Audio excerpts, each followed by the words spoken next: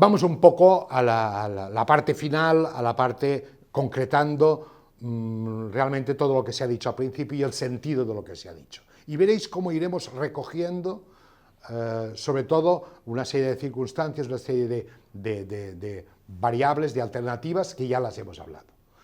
Pero antes de llegar a estas conclusiones finales, me gustaría que os apuntarais estas pequeñas lecciones, que son muy cortas, son 5 lecciones, pero súper cortas. Primera, comunicar no es hablar, ni hablar mucho. Comunicar es decir lo justo. Basta ya de discursos de una hora. No se puede hacer discursos de una hora. Estamos cansados de escuchar discursos de una hora. Cuando tú quieres transmitir una idea, y hablo de un discurso, hablo de una conferencia, no hablo de una ponencia, no hablo de que haya un nexo de interés por las dos partes, sino que se trata de transmitir mi idea, transmitir a través de un discurso. Con 10 minutos, con un cuarto de hora como máximo, tienes más que suficiente. Ahora tienes que saber elegir los puntos en los que quieres repercutir.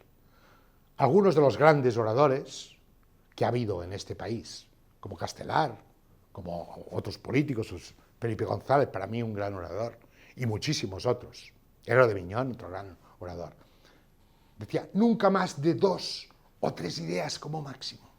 Y es verdad, hay que saber decir lo justo. Y muchas veces, y sobre todo, aprender a escuchar y muchas veces callarse y dejar argumentar a la otra persona. Segunda lección, escuchar es dar tiempo y permitir realmente esta accesibilidad que crea este flujo que decíamos. Escucho, comprendo, respondo, aseguro que me comprenden. ¿Veis? El ciclo es escuchar, comprender, responder preguntas y asegurar que te comprendan. Una forma de crear un fluido de comunicación.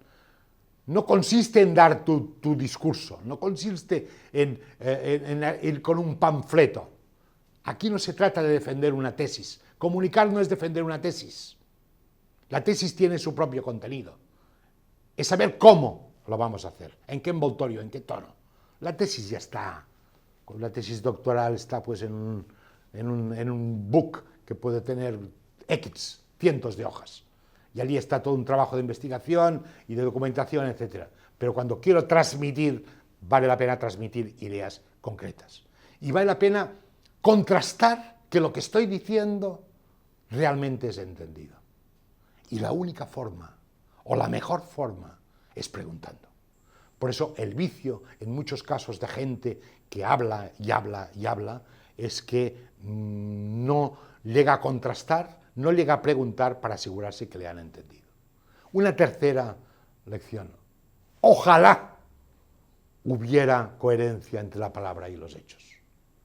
Mira, también me gusta mucho un dibujante hispano que es Quino y tiene un Mafalda. Y hay un pequeño chiste de Mafalda que dice, a mí me gustan mucho las personas que realmente dicen lo que piensan, pero me gusta muchísimo más las personas que hacen lo que dicen.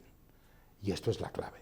Y precisamente estamos tan perdidos muchas veces en nuestro país, en vuestro país, en cualquier espacio, porque muchas veces la clase dirigente, y digo la clase dirigente no solamente política, sino muchos casos en el mundo de la empresa, esta falta de liderazgo de la que yo he hablado en algún otro curso, hay una falta de coherencia absoluta, una falta de ejemplo entre lo que estoy transmitiendo y cómo estoy actuando. Lo hemos hablado muchas veces y esto es clave, y en comunicación es una clave. Hacer lo que se dice, decir lo que se hace, ¿vale? No es cuestión de subir el tono de voz, no es cuestión de autoridad. Ya recordaréis, si habéis visto y escuchado y atendido y seguido algún curso mío, uno concreto sobre el liderazgo, que normalmente una diferencia entre el jefe y el líder es que el jefe muchas veces viene impuesto. Es un tema de jerarquía. Está sentado en un sillón a veces más alto, tiene una remuneración distinta y evidentemente está investido de esta autoritas, de esta potestas. Pero lo que realmente convence es la gente que ejerce liderazgo, porque el liderazgo es algo que es asumido, es elegido por las propias personas que realmente dependen de esta persona. Por eso intentemos más ser líderes de nuestra opinión, líderes de nuestras palabras, dueños de nuestras palabras, ¿vale? Y dueños también de nuestros silencios, como no, pero seamos dueños de las palabras y no impongamos, porque no se trata, a la hora de comunicar, no se trata nunca de imponer. Otro tema importante, en una comunicación, para que exista realmente comunicación, tiene que haber el feedback, tiene que haber entre emisor y receptor una corriente de circulación entre lo que estoy transmitiendo, cómo está repercutiendo, cómo me está comprendiendo, cómo me aseguro que me ha comprendido. Este ciclo, podríamos decir, que es bidireccional. Que surjan sugerencias que me permiten mejorar el mensaje que estoy diciendo. Y nunca, nunca jamás, sobre todo si intentáis comunicaros, no penalicéis, no matéis la iniciativa de la persona que te está escuchando. Porque muchas veces el no escuchar te impide, pues que probablemente, yo qué sé, puedes dirigirte a una persona en inglés y esta persona, pues su lengua habitual puede ser el español y sabe muy poco inglés, o puede ser el francés, o puede ser otra lengua. O estás hablando demasiado deprisa, o estás vocalizando mal, o a lo mejor tiene un problema en su oído y realmente no puede escucharte, o no puede comprenderte, o está atendiendo un teléfono.